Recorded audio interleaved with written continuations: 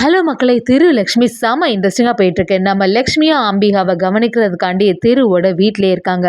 ஒரு கட்டத்தில பூஜை அறையில இருக்கக்கூடிய நம்ம லக்ஷ்மிய திரு பார்த்தாங்களா? வீடியோக்குள்ள போறதுக்கு முன்னாடி நம்ம சேனலுக்கு சப்ஸ்கிரைப் பண்ணுங்க. அப்படியே பக்கத்துல இருக்க பெல் ஐக்கனை கிளிக் பண்ணுங்க. அப்பதான் நான் போடுற வீடியோலாம் உங்களுக்கு நோட்டிஃபிகேஷனா வரும். கவிதாவும் பயங்கரமா டென்ஷன்ல இருந்துட்டு இருக்காங்க. நம்ம என்ன பண்ணாலுமே இந்த லக்ஷ்மி வந்து சொதப்பிடுறா. அம்பிகாவோட இன்ஹேலர மாத்தி வச்சா, இவ வந்து வேற ஒண்ண எடுத்து வச்சுட்டாளே அப்படின்னு சொல்லிட்டு கவிதாவும் லக்ஷ்மி மேல பயங்கரமா வெறுப்புல இருந்துட்டு இருக்காங்க. அதே சமயத்துல காஞ்சனா கிட்ட வந்து திவ்யா எதுக்கு தான் இந்த பொண்ணு இங்க அனுப்புனானே தெரிய மாட்டேங்குது. ஏற்கனவே அம்பிகாவை எப்படிடா இந்த வீட்டை விட்டு வெளியில அனுப்பலாம்னு சொல்லிட்டு நம்ம ஒரு பிளான் போட்டா இவ எல்லாத்தையுமே சொதப்பிடுவா போலக்கா. எதுக்கு தான் இந்த திவ்யா இவளை இங்க அனுப்புனானே புரிய மாட்டேங்குதுன்னு சொல்லிட்டு நம்ம கவிதாவும் காஞ்சனா கிட்ட சொல்லும்போது காஞ்சனாவும் அதை தான் நானும் நினைச்சிட்டே இருக்கேன். திவ்யா என்னைக்கு இந்த மகாவை வீட்டுக்குள்ள கூட்டிட்டு வந்தாலும் அன்னையிலேருந்து சரியே கிடையாது. எத்தனை வாட்டி சொன்னாலும் கேட்கவே மாட்டேங்கிறா. அவ என்னதான் செய்தாலும் எப்பவுமே திவ்யாவும் மகான்னு ரொம்பவே அன்பா இருக்கா.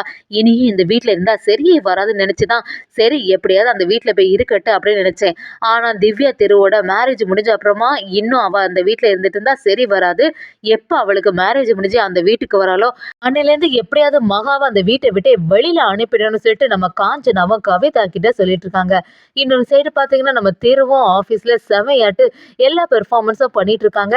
ஒரு கட்டத்துல நம்ம திருவும் கரெக்டான சமயத்துல அந்த ஐபடம் நம்ம கைக்கு கிடைச்சனால தான் இந்த ப்ராஜெக்ட் நமக்கு வந்து சேர்ந்திருக்கு. எல்லாத்துக்கும் காரணம் அந்த மகா தான்.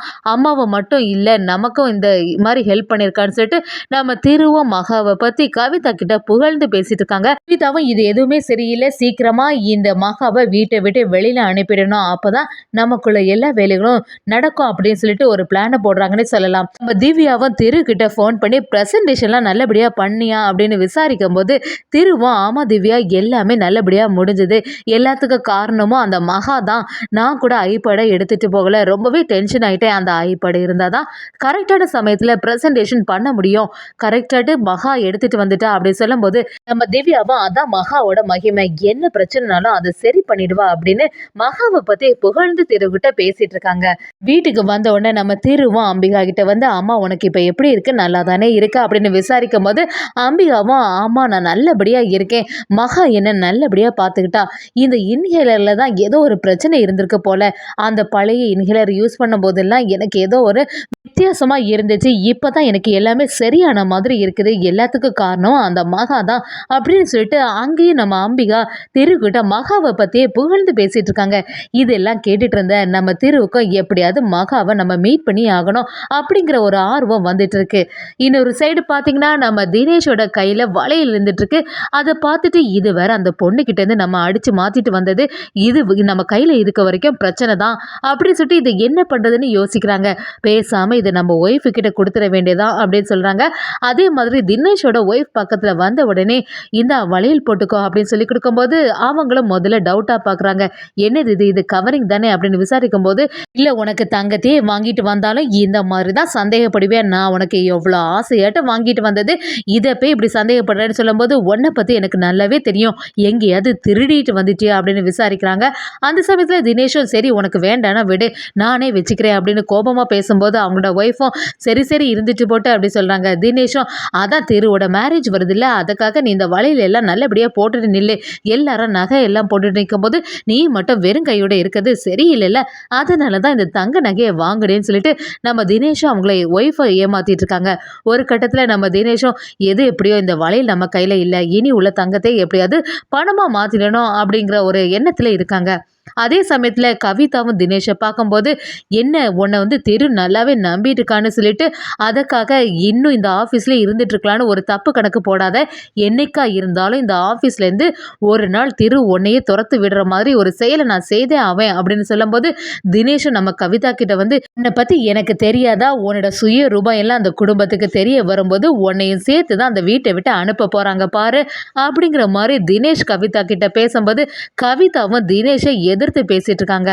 அதே சமயத்துல தினேஷ் வந்து நம்ம திருவோட வீட்டுக்கு வரும்போது அந்த இடத்துல திருவோட கல்யாண பேச்சுவார்த்தை எல்லாம் நடந்துட்டு இருக்கு.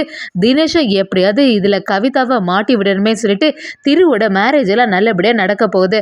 அப்படிப்பட்ட நேரத்துல ஏன் கவிதாவுக்கு மட்டும் மேரேஜ் பண்ணாம இருந்துட்டு இருக்கீங்கன்னு சொல்லிட்டு எல்லாரும் விசாரிப்பாங்கல்ல, அப்ப நீங்க என்ன செய்ய போறீங்களா, அப்படிங்கிற ஒரு பேச்ச தினேஷ் சொல்லும்போது, நம்ம தீருவும் யோசிக்க ஆரம்பிக்கிறாங்க. அவங்க சொல்றதுல என்ன தப்பு இருக்கு? கரெக்ட்டா தானே சொல்றாங்க. எதுக்கு சித்தி நீங்க இன்னும் மேரேஜ் பண்ணாம இருக்கிறீங்க? அப்படின்னு சொல்லும்போது, கவிதாவும் இது சித்தியோட விருப்பம். அதுல எல்லாம் யாருமே தலையிட முடியாது. ஏன் சிங்கிளா இருக்கக்கூடாதா என்ன? அப்படின்னு அசால்ட்டா பேச ஆரம்பிக்கிறாங்க. ஆனா நம்ம கவிதாவுக்கு பின்னாடி ஒரு ஸ்டோரி இருக்குது. இனிதான் தெரிய வருதுன்னே சொல்லலாம். நம்ம தீருவும் அம்பிகா கிட்ட வந்து, அம்மா இன்னைக்கு வந்து எல்லாமே நல்லபடியா முடிஞ்சது. எல்லாத்துக்குமே காரணமே அந்த மகா தான். கரெக்ட்டான சமயத்துல ஐபேட கொண்டு வந்து தந்துட்டா. எனக்கு உன்ன நினைச்சு கொஞ்சம் கவலை குறைஞ்சதும் காரணம் மகா தான். அவ உன்ன நல்லபடியா பார்த்துப்பாங்கிற நம்பிக்கை எனக்கு நல்லாவே இருந்துச்சு. அதனால தான் எனக்கு நிம்மதியா இருந்துச்சு அப்படிங்கிற மாதிரி நம்ம திரும்ப அந்த இடத்துல சொல்றாங்க. அந்த பார்த்துட்டு இருந்த நம்ம அம்பிகாவும், ஆனா நீ கண்டிப்பா மகாவ சந்திச்சே ஆகணும் அப்படின்னு சொல்லிடுறாங்க. அதே சமயத்துல நம்ம ஹால்ல இருந்துட்டு இருக்கும்போது திருவுக்கு வேலு வந்து காஃபி குடுக்குறாங்க. வேலுவுக்கிட்ட வந்து சாதாரணமா பேசிட்டு, ஏதோ ஒருத்தங்க பூஜை பண்ற மாதிரி இருக்குதே! அப்படின்னு சொல்லி நம்ம திரு எட்டி பார்க்கும்போது, நம்ம மகா பூஜை ரூம்ல இருக்கிறாங்க. இத கவனிச்சுட்டு இருந்த நம்ம வேலும், அது வேற யாரும் இல்ல மகா தான் பூஜை பண்றாங்க. அப்படி சொன்ன உடனே நம்ம திருவும், சரி எப்படியாவது மகா வெளியில வரும்போது இந்த வாட்டி மீட் பண்ணிடணும் அப்படிங்கிற மாரி ஒரு எண்ணத்திலேயே இருந்துட்டு இருக்காங்க.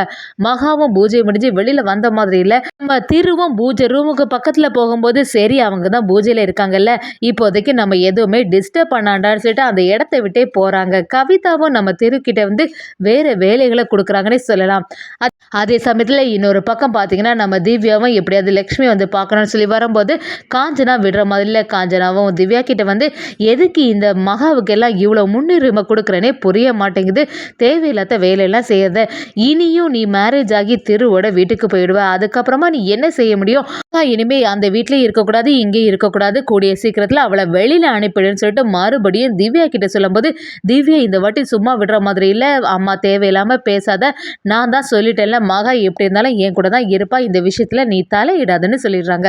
அதே சமயத்துல நம்ம பிரபாகரனும் காஞ்சனா கிட்ட வந்து, சரி திரு திவ்யாவோட என்கேஜ்மெண்ட் வேலைகள் எல்லாம் நல்லபடியா போயிட்டு இருக்குல்ல. கல்யாணத்துக்கு எல்லாத்துக்குமே நம்ம ட்ரெஸ் எடுக்க வேண்டியது இருக்கு அப்படின்னு சொல்லும்போது, காஞ்சனாவும் நம்ம பிரபாகரன் கிட்ட, அம்மா எல்லாருக்கும் ட்ரெஸ் எடுக்கிறதுக்கு நான் ரொம்பவே ரெடி ஆகியிருக்கேன் அப்படின்னு சொல்லும்போது, எல்லாரும் சேம் மட்டும் ட்ரெஸ் போடணும். சாரி, அப்புறம் திருமாப்பிள்ளைக்குள்ள ட்ரெஸ் எல்லாமே எடுத்து வைக்கணும் அப்படின்னு சொல்லும்போது, நம்ம பிரபாகரனும் பேசும்போது, நம்ம காஞ்சனாவும் கண்டிப்பா இந்த அம்பிகாவுக்கு மட்டும் நான் எந்த துணியுமே எடுத்து கொடுக்க போறதில்லை அப்படின்னு சொன்ன உடனே, என்னம்மா பேசுற?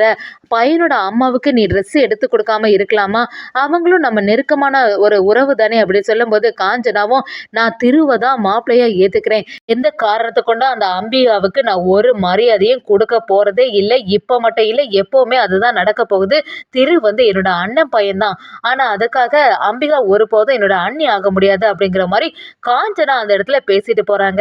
இதெல்லாம் கவனிச்சிட்டு இருந்த நம்ம திவ்யா ரொம்பவே வருத்தத்துல இருக்கும்போது, பிரபாகரோட திவ்யா கிட்ட வந்து, இது பாரு, இதுக்கு மேல இந்த காஞ்சனாவை திருத்தவே முடியாது. எவ்வளவு சொன்னாலும் அவ கேட்கவே மாட்டேங்கிறா. இப்படி அம்பியாவுக்கு ட்ரெஸ் எடுக்காம இருக்கணும்னா யாருக்குமே ட்ரெஸ் எடுக்க போகாண்டான் அப்படிங்கிற மாதிரி பிரபாகரன் நம்ம திவ்யா கிட்ட ஒரு முடிவு சொல்றாங்கன்னே சொல்லலாம்.